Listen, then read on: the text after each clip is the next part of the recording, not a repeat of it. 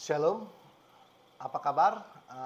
Pada hari ini saya akan membahas ada beberapa pertanyaan yang mungkin orang bertanya kepada saya sebagai gembala daripada Gereja Anthroposios Ministry. Saya akan membahas satu persatu secara detail pada hari ini. Pertanyaan yang pertama adalah, jika mendengar khotbah seseorang, apakah kita bisa bertanya kepada Roh Kudus, ini ajaran sesat atau ajaran benar? Jawaban saya adalah, saya secara pribadi belum pernah mendengar Roh Kudus mengatakan ini ajaran sesat atau ini ajaran benar. Jadi kalau saya mendengarkan khotbah seseorang, saya belum pernah mendengar Roh Kudus mengatakan, oh ini ajaran sesat, oh ini ajaran benar. Saya sebagai hamba Tuhan dari tahun 2005, saya belum pernah mendengarkan Roh Kudus mengatakan ini ajaran sesat dan ini ajaran benar. Sewaktu saya mendengar suatu khotbah seseorang, dari sejak saya masih jemaat awam, ya. Kalau masalah berbicara tentang ranah Roh Kudus, tentang makrifat, ya saya sebagai pemimpin gereja daripada karismatik juga percaya akan itu. Ya, saya juga sering mendengar perkataan Tuhan berbicara dengan saya. Tapi selama pelayanan saya belum pernah mendengar bahwa Roh Kudus mengatakan, oh ini ajaran sesat, oh ini ajaran benar. Kenapa? Karena Roh Kudus tidak akan pernah mengatakan sesuatu yang bersifat negatif. Tuhan itu punya karakter itu menutupi aib. Jadi saya belum pernah mendengar Tuhan itu berbicara, oh ini ajaran sesat, oh ini ajaran benar. Belum pernah. Karena apa? Tuhan itu tidak akan pernah melihat sesuatu dari sisi negatif. Karena apa? Kalau dia katakan sesat, ya memang semua manusia tersesat. Kalau dibilangkan tidak ada yang berakal budi, ya semua manusia tidak ada yang berakal budi. Bagaimana kalau semua dikatakan, oh semua manusia bodoh, ya semua manusia memang bodoh di mata Tuhan. Jadi menjadi hal yang tidak logika, karena Tuhan tahu bahwa manusia itu bodoh, manusia itu tidak berakal budi, manusia itu tersesat semua. Terus dia mengatakan, dasar kamu sesat, ini kamu tidak berakal budi. Menurut saya jadi aneh. Jadi sebenarnya yang bijak tuh yang mana? Udah tahu sesat dikatain sesat, udah tahu bodoh dikatain bodoh, udah tahu tidak berakal budi dikatain tidak berakal budi. Jadi menurut saya itu ada bertentangan dengan kepribadian Tuhan itu sendiri. Karena Tuhan atau Roh Kudus tidak pernah mengatakan sesuatu yang bersifat negatif kepada seseorang. Tuhan punya karakter menutupi aib. Nah, harus ngerti, kita nih bisa sukses itu karena ada dua hal. Yang pertama karena karunia Tuhan. Kita bisa pintar, ya, kita bisa punya talenta, kita punya apapun, ya, bisa nyanyi, bisa bermain musik, itu karunia. Kepintaran juga karunia. Pertama itu, kita bisa sukses karena pertama karunia dari Tuhan. Yang kedua adalah aib kita ditutupi oleh Tuhan. Walaupun kita cerdas, kita sukses, kalau aibnya ditutupi Tuhan, dibuka oleh Tuhan, ya, rontok kita. Sehebat apapun manusia, kalau aibnya dibukakan Tuhan, sehebat apapun manusia akan rontok. Makanya orang bisa sukses itu hanya dua perkara. Pertama karunia dari Tuhan, dan kedua ada aibnya ditutupi Tuhan. Nah, jadi hal ini hal yang tidak mungkin Roh Kudus mengatakan ini ajaran sesat jikalau saya sedang mendengar khotbah seseorang. Tapi begini, manusia mempunyai hati nurani. Sewaktu kita mendengar khotbah seseorang, lalu hati kita nyangkut, kok seperti ada yang nggak benar, kok seperti ada yang nggak beres gitu. Jadi hati kita tuh nurani kita nyangkut. Maka kita dapat membuka kitab suci dan mencocokkannya. Apakah memang seperti itu? Jika tidak cocok dengan Alkitab, ya jelas itu adalah ajaran sesat. Itu aja gampang.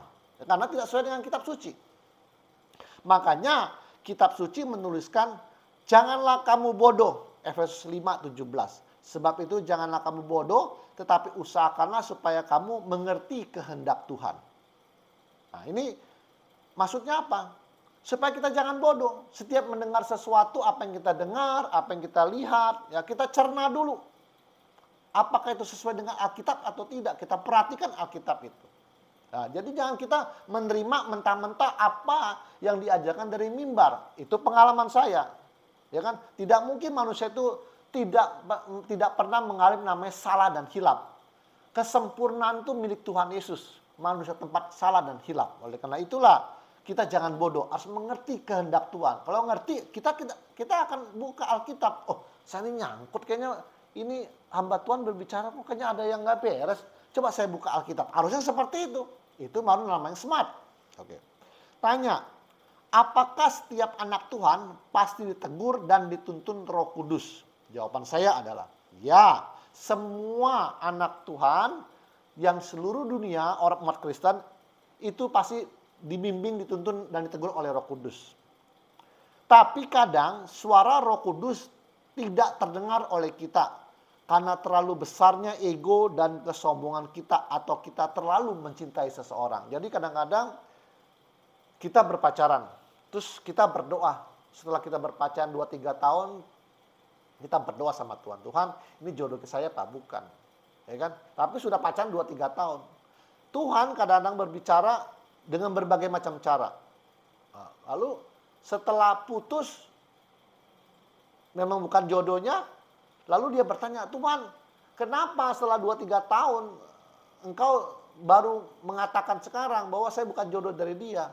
Tuhan akan berkata, engkau terlalu mencintai dia. Suaraku hanya nyaris tidak terdengar olehmu. Terus kita bertanya, Tuhan, kapan kamu ngomongnya? Ingat nggak waktu orang ini ngomong begini? Ingat nggak waktu orang tua kamu ngomong begini? Ingat nggak waktu si A ngomong begini? Ingat nggak waktu teman kamu ngomong seperti ini? Ingat nggak waktu di gereja ada seseorang yang berkata seperti ini? Tapi kamu tidak memperhatikan itu, tidak Nah, kadang-kadang gitu. Jadi semua manusia, anak-anak Tuhan pasti ditegur dan dituntun oleh Roh Kudus. Tapi kadang-kadang suara Roh Kudus itu tidak terdengar oleh kita. Karena apa? Karena terlalu besar kita mencintai seseorang atau terlalu ego kesombongan kita itu terlalu besar. Makanya suara Roh Kudus tidak terdengar. Kita harus percaya bahwa kita hari ini susah. Kita hari ini mungkin ekonominya lemah. Lalu kita setia sama Tuhan. Lalu kita membangun pelayanan. Jemaat kita banyak, gereja kita besar. Sewaktu gereja kita besar, jemaat kita banyak, kita biasanya lupa diri.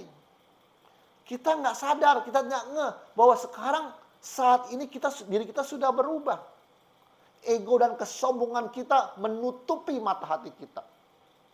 Karena ada 4 hal yang membuat manusia itu buta dan jatuh di dalam dosa. Yang pertama adalah orang itu wicaksono, bijaksana, itu orang bisa jadi sombong. Yang kedua adalah sakti, penuh urapan, itu juga orang bisa sombong. Yang ketiga adalah kekayaan, orang kaya itu bisa sombong. Kekuasaan, ya. Yang keempat itu bisa sombong. Dan yang terakhir adalah ketenaran. Orang dengan tenar, kekayaan, kekuasaan itu akan lupa diri. Makanya suara Roh Kudus kadang-kadang kita sudah tidak terdengar lagi. Karena apa? Ego dan kesombongan kita telah menutupi mata hati kita. Terus ada pertanyaan lagi. Tanya, kapan Tuhan ngomongnya kalau suara Roh Kudus itu tidak terdengar karena ego dan kesombongan saya? Dengan cara apa? Jawabannya, dengan seluruh gereja telah bersuara dan mengkoreksi doktrin kita, itu adalah teguran Tuhan Roh Kudus buat diri kita. Jadi kalau kita membuat satu doktrin, ternyata semua gereja bereaksi dan menegur, mengkoreksi dan mengkritik kita, itu adalah teguran dari Tuhan. Tapi kita tidak dan tidak menghiraukannya karena ego dan kesombongan yang telah menutup mata hati kita. Tanya, bukankah setiap penilaian manusia belum tentu benar, Pak? Jawab saya adalah, ya, jika hanya 1 atau 2 orang yang mengatakan diri kita salah, mungkin kita masih bisa berargumen. Jika ada 10 orang dan 9 orang bilang kita salah, apakah kita masih bisa ngotot dan menyatakan diri kita benar? Itu aja renungannya. Oke. Makanya dalam Matius 18:16 berbunyi demikian. Jika ia tidak mendengarkan engkau, bawalah seorang atau dua orang lagi supaya atas keterangan dua atau tiga orang saksi perkara itu tidak disangsikan. Kalau ada 10 orang, ya, kalau 1-2 yang mengatakan kita salah, diri kita salah, itu kita masih bisa berargumen. Tapi kalau ada 10 orang, 9 orang bilang kita salah, apakah kita masih bisa ngotot? Itu lebih dari 2-3 orang saksi.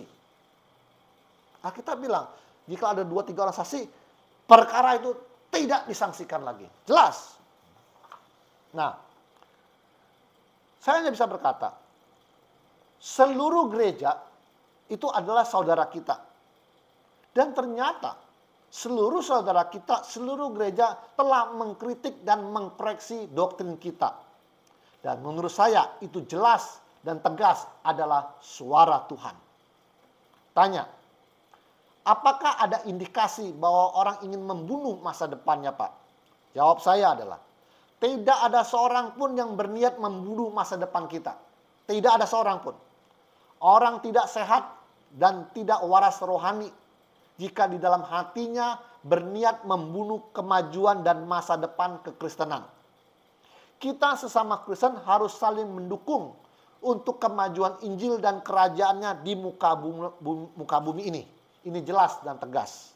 Jadi janganlah seuzon pada semua orang yang mengkritik doktrin kita. Itu dosa. Kita berpikir seuzon itu adalah dosa. Harus ngerti. Dia berpikir negatif, berpikir dari sisi buruknya manusia, orang lain, itu adalah dosa. Saya katakan lagi tadi, Roh Kudus. Selama saya menjadi hamba Tuhan, saya belum pernah mendengar Roh Kudus mengatakan ini sesat dan ini benar. Kenapa? Roh Kudus tidak akan berkata-kata sesuatu dari sisi negatif, dari sisi aibnya orang. Itulah makanya saya bilang, kita tidak boleh seuzon sama orang lain. Waktu kita seuzon, kita dinyatakan berdosa, hamartia, dan tidak serupa dengan Kristus. Ya, ingat, seuzon itu adalah dosa. Ada lagi dosa ria. Dosa ria itu adalah kita melakukan satu kebaikan, kebaikan kepada seseorang, kebajikan, menolong, membiayai orang dalam sekolahnya, terus kita berkoar-koar di mimbar, kita berkoar-koar di mana-mana. Itu namanya dosa, dosa ria. Dosa ria adalah dosa di mana kita, apa yang kita lakukan, kebaikan kepada sesama, kita untuk kebanggaan, untuk kesombongan, dengan cara kita menceritakannya kemana-mana, termasuk di mimbar. Nah, itu dosa itu. Oke, pertanyaan selanjutnya. Tanya, sebenarnya firman yang kita beritakan itu kebenarannya milik siapa, Pak? Jawaban saya adalah, firman yang kita beritakan adalah firman Tuhan. Dan itu bukan firman milik diri kita. Karena kebenaran itu milik Tuhan. Manusia, tempat, salah dan hilaf. Tetapi dengan syarat, firman yang diberitakan harus sesuai dengan firman yang Tuhan beritakan dan ilhami kepada nabi dan para rasul. Tuhan tidak mungkin membongkar pondasi kebenaran yang telah disampaikan kepada nabi dan para rasul. Dan hari ini kita mendapat warisannya, yaitu Alkitab Perjanjian Lama dan Perjanjian Baru. Tanya, Tuhan sudah bilang dan ngajarin diam kepada dirinya. Makanya kita diam, Pak, dan tidak mencoba memberi perlawanan. Jawaban saya adalah, kenapa jika Tuhan memang berkata dan mengajar kita untuk diam, kenapa kita sendiri tidak diam? Pertanyaan saya gitu. Kalau Tuhan mengajar kita diam dan tidak memberikan perlawanan, pertanyaan saya gampang saja. Mengapa kita sendiri yang menerima suara Tuhan untuk diam, kita sendiri tidak diam? Malah ngomong terus dan memarahi dan merespon setiap kritikan orang dari mimbar. Jawaban gampang. Kalau mau yang luhur, mau yang benar, harusnya sewaktu Tuhan mengajar kita diam, kita harusnya benar-benar diam. Tutup sosial media kita, tutup YouTube kita, dan ajar di kebenaran yang kita pahami, kebenaran kepada jemaat kita saja. Kita tutup dulu semua sosial media. Harusnya seperti itu. Namanya kan Tuhan suruh bilang kita diam. Kita harusnya benar-benar diam. Nah, suatu YouTube kita tutup, sosial media kita tutup. Nah, kita mengajar jemaat kita apa yang kita yakini. Karena kita merasa Tuhan mendukung kita. Nanti waktu yang akan membuktikan dengan buah-buah kebenaran akan membuktikan kebenaran yang kita sampaikan. Nanti jemaat kita ini adalah hasil kita. Tutup YouTube, tutup sosial media, kita mengajari. Jadi kita benar-benar diam. Kalau Tuhan memang menyuruh kita diam dan mengajar kita, kita benar-benar diam. Kita jangan meminta orang diam, tapi kita sendiri tidak diam. Kita juga harus diam dengan cara menutup sosial media kita dan YouTube kita. Dan doktrin yang kita yakini kebenaran, kita hanya ajarkan kepada jemaat kita, keluarga kita saja. Nanti waktu dan buah kebenaran akan membuktikan kebenaran yang kita sampaikan. Nanti ada waktunya. Jemaat kita bagaimana nanti cara bergaulnya, bagaimana di dalam kesehariannya, bagaimana jemaat kita nanti cara menulis di sosial media, itu hasil kita. Karena saya percaya, Alkitab juga berkata, rendahkanlah dirimu di bawah tangan Tuhan yang kuat, maka dia akan meninggikan engkau pada waktunya, kairosnya Tuhan. Jadi kebenaran itu disembunyikan bagaimanapun. Kalau sudah saatnya, maka akan nampak kebenaran itu. Seperti bintang-bintang di langit menurut saya. Jadi kalau Tuhan mengajak kita diam, seharusnya kita pun harus diam. Dengan menutup semua sosial media dan YouTube dan hanya mengajarkan kepada jemaat dan keluarga kita. Dan waktu dan buah-buah kebenaran kita ini akan dibuktikan nanti. Itu yang benar menurut saya. Kan ini masalahnya kita ngomong terus, marah terus, dan mencela orang terus dari mimbar atas nama Tuhan. Itu masalahnya. Jadi Tuhan waktu mengajak kita diam, kitanya ngomong terus. Marah dari mimbar, mencela orang terus dari mimbar atas nama Tuhan. Ini permasalahannya. Tanya Pak, bukankah dia sudah lebih dahulu main YouTube dari yang lain? Jawabnya gampang saja. Sebenarnya sudah banyak orang yang main YouTube lebih dahulu. Cuma mereka tidak pernah keluar-keluar dan mengatakannya. Itu aja jawabannya. Tapi yang perlu kita pahami dan ikhlas menerima hal ini adalah bahwa apapun yang kita upload di sosial media, satu, itu sudah menjadi konsumsi publik. Ini harus terima dulu dengan ikhlas. Ya, harus kita pahami dan ikhlas menerima hal ini. Pertama adalah, itu jikalau apa yang kita upload di sosial media, satu, itu sudah menjadi konsumsi publik. Dua, kita tidak punya hak untuk melarang mereka untuk komen dan menanggapinya. Tiga, atau kita menyuruh orang lain untuk skip atau melewati apa yang menjadi uploadan video kita. Itu tidak bisa.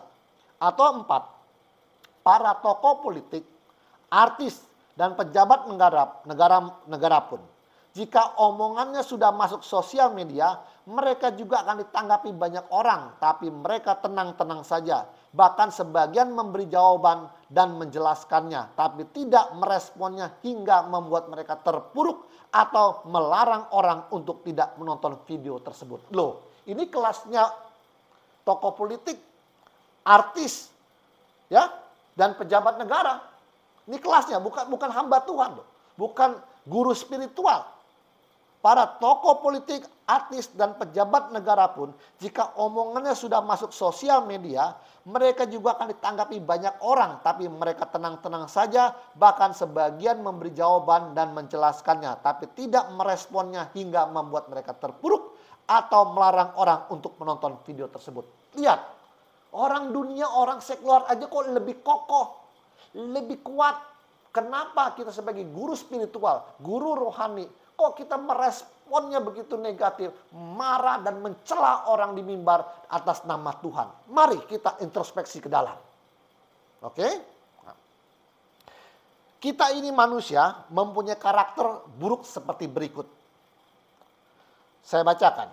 Seseorang tidak seharusnya menyalahkan orang lain untuk kesalahan baik yang diperbuat maupun tidak. Namun seseorang seharusnya lebih memikirkan apa yang ia perbuat dan tidak. Dia yang mencermati kesalahan orang lain dan menjadi kesal dibuatnya, menambah keburukan sendiri. Dia tidak dapat dikatakan mengurangi kesalahannya. Kesalahan orang lain mudah terlihat, namun kesalahan sendiri sulit dilihat. Kesalahan orang lain ditunjukkan, namun kesalahan sendiri ditutupi. Saya ulangin yang terakhir. Kesalahan orang lain mudah terlihat, namun kesalahan sendiri sulit dilihat. Kesalahan orang lain ditunjukkan, namun kesalahan sendiri ditutupi. Inilah keburukan sifat dari karakter manusia. Terakhir untuk hari ini adalah kita tidak boleh membawa-bawa suara-suara yang kita dengar bahwa itu suara Tuhan dan menjadikannya sebuah pedoman pengajaran kebenaran, pengajaran kita dan pasti benar. Saya ulangi lagi. Kita tidak boleh membawa suara-suara yang kita dengar bahwa itu suara Tuhan dan menjadikannya sebuah pedoman kebenaran pengajaran kita dan kita nyatakan pasti benar. Tidak boleh. Karena patokan kebenaran itu adalah Alkitab. Alkitab adalah satu-satunya buku guidance book of life atau disebut dengan Hidayah al-Irsad wa al-Bayan. Dia ada petunjuk satu-satunya bagaimana kita berjalan lurus. Yesus pun waktu di bait Allah, waktu dia mengajar, dia tetap membukakan Alkitab, yaitu apa? Taurat. Dia pernah membaca tentang kitab Yesaya. Dia buka dulu, baru dia menjelaskan. Jadi patokan satu-satunya adalah kebenaran adalah untuk di dunia ini ada Alkitab. Dia adalah petunjuk hidup kita. Hidayah bagi kebenaran kita. Jadi kita tidak boleh menggunakan suara-suara yang kita dengar itu sebagai pedoman kebenaran kita. Nanti kalau semua orang berkata, Tuhan ngomong kemarin, ya, bahwa kamu harus menyerahkan hartamu kepada gereja ini. Tuhan akan memberkati. Apa itu bisa dikatakan suatu kebenaran? Wah, bahaya gitu. Ya, itu bahaya menurut saya. Apalagi orang mengatakan, wah, di sorga dan neraka keadaannya seperti ini, seperti itu. Tidak boleh menjadi pedoman kebenaran. Kalau untuk kesaksian oke saja. Tapi sebagai pedoman kebenaran doktrin kita itu tidak bisa dinyatakan. Karena kalau orang berkata, oh saya pernah ke sorga dan neraka. Loh, apa agama lain tidak pernah ke sorga dan neraka? Banyak yang mati suri kok.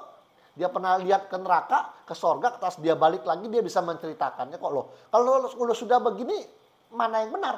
Agama A bilang ke sorga neraka, agama B bilang sorga neraka, agama C bilang sorga neraka. Lalu dinyatakan mana yang benar. Jadi kita tidak boleh namanya berpedoman kepada suara-suara yang kita dengar. Pengalaman-pengalaman kita itu bukan suatu pedoman kebenaran, tapi Alkitab adalah kebenaran. Jadi pengalaman itu tidak lebih penting daripada kebenaran Alkitab. Suara-suara yang kita dengar itu tidak lebih penting dan itu lebih rendah daripada Alkitab. Karena itu sifatnya meneguhkan dan itu menjadi kesaksian pribadi. Tidak boleh dijadikan pedoman pengajaran kita dalam gereja. Nah, percayalah kepada yang saya katakan bahwa semua manusia pada saat ini, hari ini masih berbuat dosa walaupun mereka sudah bertobat, dibaptis, tapi sampai hari ini belum ada manusia yang bebas dari dosa. Semua manusia tidak ada yang berakal budi. Sekudus apapun kita tetap berbuat dosa. Terus apa buktinya, Pak? Bahwa kita ini masih berbuat dosa. Oh, gampang saja. Manusia ada siklusnya. Lahir, tua, sakit, dan mati. Kalau kita masih tua, lalu sakit, lalu mati, itu dinyatakan bukti nyata bahwa kita masih berbuat dosa. Ya, jadi untuk menyatakan bahwa semua manusia masih berbuat dosa dan manusia belum bisa menembus takdir kematian, itu nyata bahwa kita masih berbuat dosa. Jadi manusia lahir, tua, sakit, dan mati. Kalau kita tua, sakit, lalu mati, dinyatakan kita masih berbuat dosa. Sekudus apapun dia. Makanya salah satu cara Tuhan untuk menghentikan kesombongan manusia adalah sakit dan kematian. Karena sakit dan kematian adalah salah satu cara Tuhan untuk menghentikan kesombongan manusia. Coba manusia nggak pernah sakit. Betapa sombongnya dia akan berkata, saya tidak pernah sakit. Coba manusia tidak pernah mati. Wah, dunia ini bisa dihancurkan dan dikuasai dia sendiri. Karena dia tidak pernah mati. Makanya kalau kita masih yakin bahwa kita nanti akan masuk liang kubur, sakit dan masuk liang kubur dan mati, kita dinyatakan masih berbuat dosa. Jadi seandainya ya, saya ambil dulu sedikit. Seandainya memang kita sebagai pembanding untuk membuktikan iblis bersalah, ya, saya ambil sedikit dokter ini. Kita sebagai pembanding untuk membuktikan iblis bersalah. Kalau kita masih masuk liang kubur, kita gagal di dalam visi itu sendiri. Saya ambil sedikit pemahaman ini. Seandainya kita sebagai pembanding untuk membuktikan Lucifer itu bersalah. Tapi kalau kita besok tua, sakit, dan mati, kita gagal dalam visi itu. Karena Alkitab berkata, percayakah engkau? Aku berkata kepadamu sesungguhnya, orang yang menuruti segala perkataanku tidak akan mengalami maut selama-lamanya. Apa itu maut? Maut itu kematian. Jadi Yesus berkata, barang siapa menurut perkataanku, dia tidak akan mati selama-lamanya. Jadi kalau kita masih sakit, lalu mati, kita gagal dalam visi apapun. Kenapa? Kita dinyatakan masih berbuat dosa. Karena upah dosa adalah maut. Upah dosa adalah kematian. Itu mati dalam arti masuk liang kubur dan mati dalam hati rohani. Jadi untuk apa? Kalau kita sekudus apapun mengejar kesempurnaan, tapi akhirnya kita masuk liang kubur juga, maka seluruh visi itu bubar dan total tidak tercapai. Karena harus tidak mati. Kalau Anda tidak mati sampai rapture, maka itu dinyatakan bahwa engkau sempurna seperti Tuhan Yesus. Ya, seandainya saya mau anggap ini untuk membuktikan iblis bersalah, kan mau seperti Yesus. Maka target akhirnya adalah tidak boleh sakit dan mati. Karena kalau kita sombong, maka hukumannya adalah sakit dan kematian. Karena salah satu cara Tuhan untuk menghentikan kesombongan manusia adalah sakit. Pertama dulu, tidak bertobat juga, mati dan masuk ke liang kubur. Nah, pertanyaan masalahnya adalah begini. Di dalam dunia ini ada satu keyakinan manusia. Yang pertama adalah dalam forum internum namanya. Forum internum ada satu keyakinan manusia. Kita tidak boleh mengintervensi keyakinan seseorang. Kalau saya berkeyakinan, wah pohon ini ada penunggunya, itu tidak boleh seorang pun yang bisa mengintervensi. Hanya Tuhan yang bisa intervensi. Karena itu forum internum. Oke? Karena itu kan keyakinan pribadi. Saya seperti ini keyakinannya. Tidak ada seorang pun yang bisa mengintervensi. Orang keyakinan pribadi seperti ini kok orang menghukum saya? Nggak bisa. Nah, forum internum ini pastinya akan dinyatakan dalam forum eksternum. Yaitu dengan perilaku, dengan praktikanya. Dinyatakan kepada banyak orang. Nah, itu pun belum bisa dihukum. Kalau dalil sesatnya itu ya tidak merugikan dan tidak menipu orang lain. Jadi tidak melanggar undang-undang dari KUHP. Anggap saya doktrinnya sesat, tapi tidak merugikan dan tidak menipu orang, itu tidak bisa dihukum. Kalau hanya gara-gara keyakinan seseorang, karena doktrin seseorang, kita bisa hukum, lalu apa gunanya kita berkata kebebasan beragama? Ya, semua orang punya keyakinan masing-masing, itu forum internum. Lalu dia menjadikan praktek eksternum dan mengajarkan ke banyak orang. Asal itu tidak merugikan dan tidak menipu orang, kita tidak dapat menghukumnya. Ya, jadi kita harus lebih beradab. Memang kita tahu sejarah gereja zaman dahulu, gara-gara doktrin orang bisa membunuh. Gara-gara doktrin orang bisa bakar, dihukum melalui tangan pemerintah. Kita bisa bunuh orang karena beda doktrin. Sekarang kita tidak boleh lagi. Masa-masa biadab itu kita tidak boleh lagi lakukan. Kita harus lebih beradab. Jadi forum internal tidak bisa diintervensi oleh siapapun kecuali Tuhan. Dan setelah itu dia akan menjadi forum eksternum. Dipraktekkan dan mengajarkan kepada orang lain. Tapi asal dalil sesatnya tidak merugikan dan tidak menipu orang lain, kita tidak dapat menghukum. Dan kita hanya bisa mengatakan itu adalah doktrin sesat. Itu aja sampai di situ. Ya, kecuali dia sudah menipu dan merugikan orang lain, itu urusan dengan pidana nanti urusannya. Nah, inilah kita harus lebih beradab. Makanya Pancasila mengatakan ketuhanan yang Maha Esa dan kedua kemanusiaan yang adil dan beradab. Kita harus lebih beradab. Makanya tidak ada seorang pun yang ingin menjatuhkan atau mencela siapapun untuk membunuh masa depannya, tidak ada.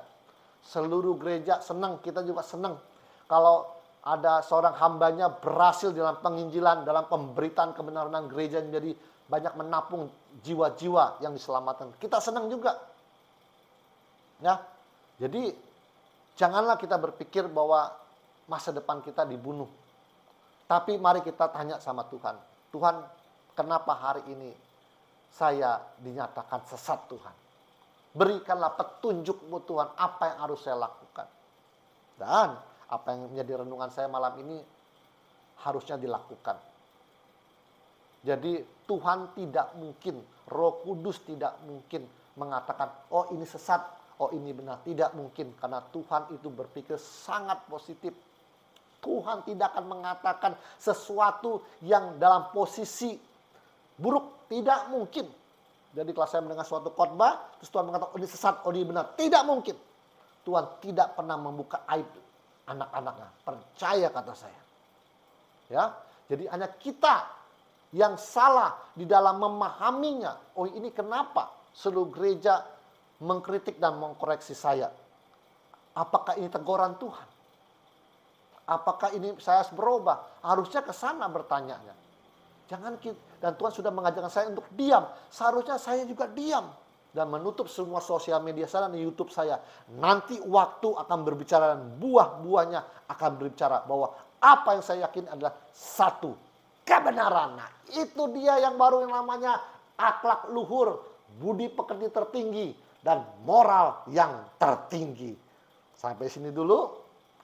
Saya membahas tentang sedikit pertanyaan. Kapan nanti hari Minggu saya akan membahas tentang doktrin teologi dan menuju kepada kesempurnaan Kristus dalam episode yang kedua. Yang 2 minggu lalu saya sudah mengajar dan saya sudah upload di sosial media. Nanti minggu depan saya akan lanjutkan dan saya akan upload juga di sosial media. Oleh itu nantikan nanti apa yang akan saya katakan dan saya ajarkan pada hari Minggu depan ini untuk episode yang kedua. Oke, sampai di sini dulu dan Tuhan Yesus memberkati.